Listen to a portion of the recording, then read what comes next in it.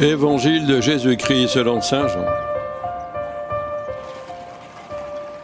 En ce temps-là, Jésus se manifesta encore aux disciples sur le bord de la mer de Tibériade, et voici comment.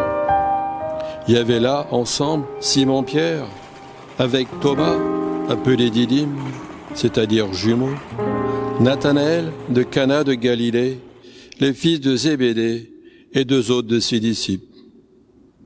Simon-Pierre leur dit, « Je m'en vais à la pêche. » Ils lui répondent, « Nous aussi, nous allons avec toi. » Ils partirent et montèrent dans la barque. Or, cette nuit-là, ils ne prirent rien. Au lever du jour, Jésus se tenait sur le rivage, mais les disciples ne savaient pas que c'était lui. Jésus leur dit, « Les enfants, auriez-vous quelque chose à manger ?» Ils répondirent « Non ». Il leur dit, « Jetez le filet à droite de la barque et vous trouverez. » Ils jetèrent donc le filet, et cette fois, ils n'arrivaient pas à le tirer, tellement il y avait de poissons. Alors, le disciple que Jésus aimait dit à Pierre, « C'est le Seigneur. » Quand Simon-Pierre entendit que c'était le Seigneur, il passa un vêtement, car il n'avait rien sur lui, et il se jeta à l'eau. Les autres disciples arrivèrent en barque, traînant le filet plein de poissons. La terre n'était qu'à 100 mètres. Une fois descendus à terre, ils aperçoivent disposé là un feu de braise, avec du poisson posé dessus et du pain. Jésus leur dit, « Apportez donc de ces poissons que vous venez de prendre. » Simon-Pierre remonta et tira jusqu'à terre le filet plein de gros poissons. Il y en avait 153.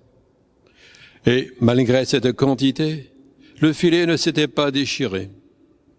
Jésus leur dit alors, « Venez manger. » Aucun des disciples n'osait lui demander, « Qui es-tu » Il savait que c'était le Seigneur. Jésus s'approche, il prend le pain et leur donne, et de même pour le poisson.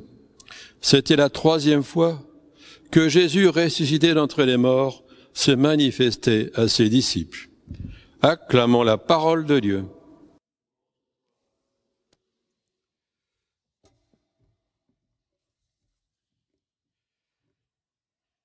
Les évangiles n'ont pas été écrits uniquement pour nous raconter ce que le Christ et ses disciples ont vécu autrefois. Leur intention est aussi de nous faire voir comment le Christ vit auprès de nous aujourd'hui et comment on peut le rejoindre. Ce qui a été vécu autrefois est un modèle de ce qui nous est possible de vivre encore. À cet égard, le passage qui vient d'être proclamé est particulièrement intéressant. Remarquons d'abord que l'apparition du Christ sur le bord du lac n'est pas la première dont il profite. Jean précise, c'est la 3e fois. Retenons de cela qu'aujourd'hui encore, Jésus vient à nous à plusieurs reprises et dans des circonstances diversifiées. Jésus n'est pas avare de sa présence. Soulignons, quand Jésus apparaît, les disciples ne sont pas en extase, ne sont pas en prière et ne sont pas dans une église. Ils sont tout simplement à la pêche, leur métier de tous les jours. C'est bien au cœur de leur vie, la plus ordinaire, que le ressuscité vient les rejoindre. Il en est de même pour chacune et chacun d'entre nous. Soyons convaincus que le Christ se présente fréquemment alors que nous vaguons à nos occupations. Occupations quotidiennes.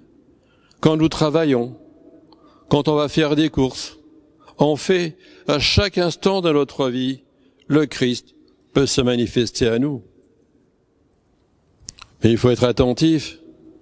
Quand le Christ apparaît, ce n'est pas la grande lumière, l'éblouissement.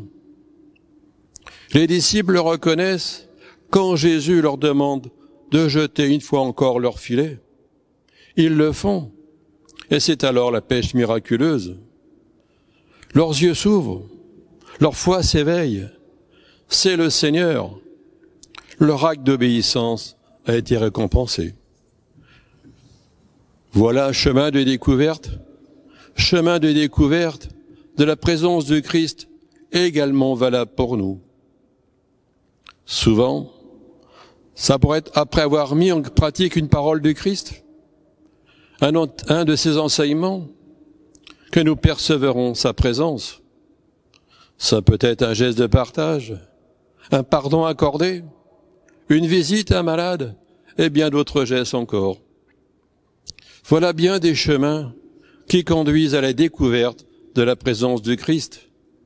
Oui, le Christ aime se donner à ceux et celles qui vivent son évangile. Si nous avons le sentiment que le Christ est loin de nous, que nous sommes loin de lui, profitons de ce temps de confinement pour relire l'Évangile, le méditer et le mettre en pratique. Nos chances seront plus grandes de faire l'expérience spirituelle de sa rencontre. Elles seront plus grandes aussi de faire porter à nos vies beaucoup de fruits. C'est lors de Jésus, c'est 153 poissons que les disciples prennent d'un coup. Image de la multitude d'hommes et de femmes que l'Église gagnera au Christ au long des siècles. Toutes les nations de la terre se retrouvent dans les filets de pierre.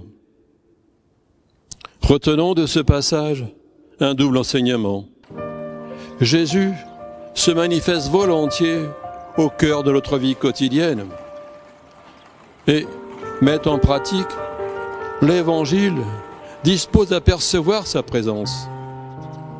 Et comme il nous l'a dit dans Saint Matthieu, « Je suis avec vous tous les jours jusqu'à la fin du monde, invisible mais pas absent. » Amen.